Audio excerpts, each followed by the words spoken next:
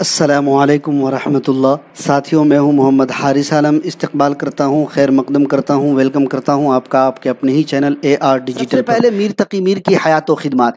मीर तकी मीर का असल नाम मोहम्मद तकी था, तखल्लुस मीर था। मीर तकी मीर की पैदाइश 28 मई 1722 या 23 को अकबराबाद आगरा में हुई। मीर तकी मीर की वफ़ात 22 सितंबर 1810 को लखनऊ में हुई। मीर तकी मीर के वालिद का नाम मोहम्मद अली था। मीर तकी मीर के उस्ताद सौतेले भाई के मामू खान आरजू थे। मीर तकी मीर नवाब आसिफुद्दौला की दावत पर 1781 में लखनऊ गए थे। ये सवाल भी पूछा जाता है। अलकाब व खिताब की बात करते हैं। खुदाए सुखन, नाखुदाए सुखन, शायर बेदिमाग और कुनूती शायर वगैरह इनके अलकाब हैं मीर तकी मीर के। उर्दू शायरी में मीर तकी मीर का मकाम बहुत ऊंचा है। इन्हें नाक़िदीन नो शुअरा मुतअख़िरीन ने खुदा ए सुखन के खिताब से नवाजा और वो अपने ज़माने के एक मुनफरिद शायर थे मीर तकी मीर।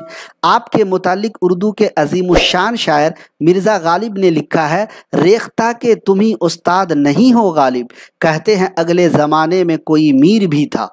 यानी गालिब अपने आप के बारे में खुद कहते हैं, रेख्ता के तुम ही उस्ताद नहीं हो गालिब, कहते हैं अगले ज़माने में कोई मीर भी था। जदीदियत के रूह रवां शमशुर रहमान फारूकी ने मीर पर सबसे बड़ा काम किया है और मीर से मुतालिक शेर शोर अंगेज़ लिखी एक तसनीफ़ है, शेर शोर अंगेज़, और शमशुर रहमान फारूकी ने ये लिखी है। किस पे लिखी है? तो दोस्तों, मीर पर सबसे बड़ा काम इन्हीं ने किया है और ये 4 जिल्दों पर मुश्तमिल है। कभी मौका मिले तो पढ़िएगा। मीर के सौतेले भाई मोहम्मद हसन ने मीर को फित्ने रोज़गार करार दिया है। मीर इब्तिदाई तालीम वालिद के दोस्त सैयद अमानुल्लाह से हासिल की, मगर मज़ीद तालीम से पहले जब मीर भी अभी 9 बरस के थे वो चल बसे, तब उनके बाद इनके वालिद ने खुद तालीम व तरबियत शुरू की, मगर चंद माह बाद ही उनका भी इंतकाल हो गया। यहाँ से मीर की ज़िंदगी में रंजो अलम के तवील बाब की इब्तिदा होती है, शुरू होती है। उनके सौतेले भाई मोहम्मद हसन ने अच्छा सलूक उनके साथ नहीं किया। तलाशे माश की फिक्र में दिल्ली पहुंचे और एक नवाब के यहाँ मुलाजिम हो गए। अब सोचिए, मीर तकी मीर कितना बड़ा नाम है उर्दू दुनिया में, लेकिन वो एक नौकरी करने, मुलाजमत करने के लिए एक नवाब के यहाँ पहुंच गए। आज हमारे साथ अगर कोई इस तरह की परेशानी आती है तो हम लोग क्या करते हैं? हम लोग कहते हैं अरे हमारे साथ हालात है, ये है, वो है, ऐसा है, वैसा है। हालात को मत कोसिए। मगर जब नवाब मौसूफ एक जंग में मारे गए तो मीर आगरा लौट गए, लेकिन गुजर औकात की कोई सूरत न बन सकी। जिंदगी गुजारने के लिए, खाने कमाने के लिए भी नहीं था। चुनांचे दोबारा दिल्ली रवाना हुए और अपने खालू सिराजुद्दीन आरजू के यहाँ क़याम पजीर हुए। सौतेले भाई के उकसाने पर खान आरजू ने भी परेशान करना शुरू कर दिया। ओहो, कुछ गमे दौरा कुछ गमे जाना से जुनू की कैफियत पैदा हो गई। कभी ये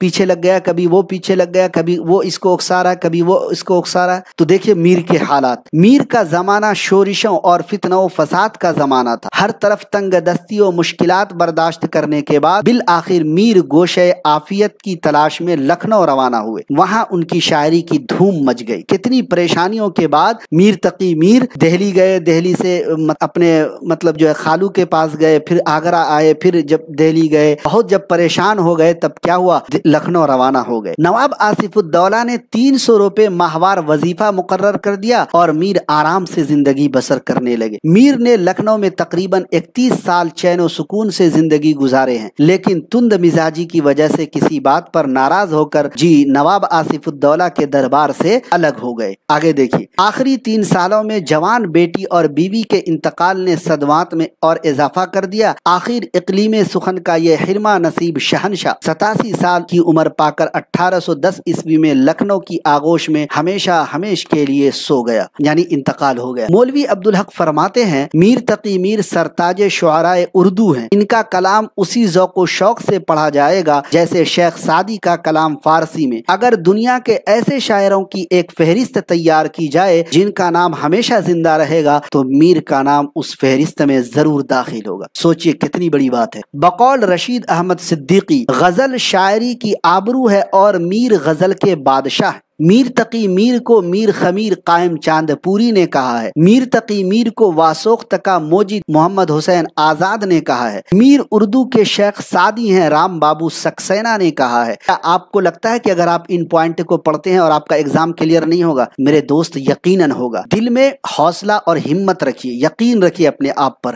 میر کے ہاں عشق آداب سکھاتا ہے، محبوب کی عزت و تکریم کا درس دیتا ہے، اگرچہ اس کا انجام ہمیشہ المیاتی اور دردناک ہوتا ہے، پھر بھی میر کو اس عشق سے پیار ہے۔ یہ عشق ان کی زندگی کا حاصل ہے، اسی عشق سے میر نے زندگی کا سلیقہ اور حوصلہ سیکھا ہے۔ در در کی ٹھوکریں کھائی لیکن کیا ہے، سلیقہ اور حوصلہ سیکھا ہے اس ٹھوکروں سے۔ اسی عشق نے ان کی زندگی میں حرکت و عمل اور چہل پہل پیدا کی۔ میر کے خیال میں زندگی کی ساری گہما گہمی اور گونا گونی اسی عشق کی وجہ سے۔ یہ بات تو طے ہے کہ میر نے ایک گوشت پوست کے زندہ و متحرک محبوب سے عشق نہیں کی، پھر بھرپور عشق کیا تھا، اور محبوب سے ان کے احساس جمال، قوت تخیل، تصور حسن پر روشنی پڑتی ہے۔ ان کا محبوب خود حسن و نور کا منبع ہے اور روشنی کی طرح شفاف ہے۔ میر کا محبوب صرف روشنی ہی نہیں بلکہ جسم، خوشبو اور رنگ و بو کا پیکر بھی ہے۔ میر کے شاعرانہ انداز کی غنائیت اور موسیقیت اپنے اندر فنی دلکشی کے بہت سے پہلو رکھتی ہے۔ میر کے انداز میں نغمگی اور ترنم مسلسل ہے اور یہی میر کی عظمت کا راز ہے۔ آگے دیکھیں، میر کی تصنیفات پہ غور کیجیے۔ میر کے کل 7 دیوان ہیں۔ میر تقی میر کے اردو میں 6 دیوان ہیں۔ میر تقی میر کا فارسی میں 1 دیوان ہے۔ کلیات میر 1811 میں شائع ہوا۔ میر کے کلیات میں 7 قصیدے ہیں۔ میر تقی میر کا ذکر میر فارسی نثر میں خود نوشتہ سوانے ہیں۔ دیکھیے کتنا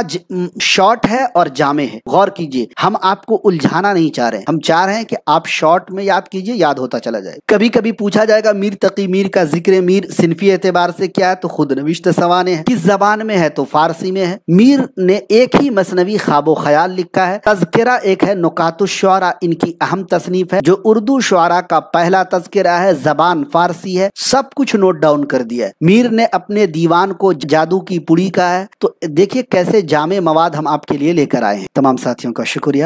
السلام علیکم ورحمۃ اللہ۔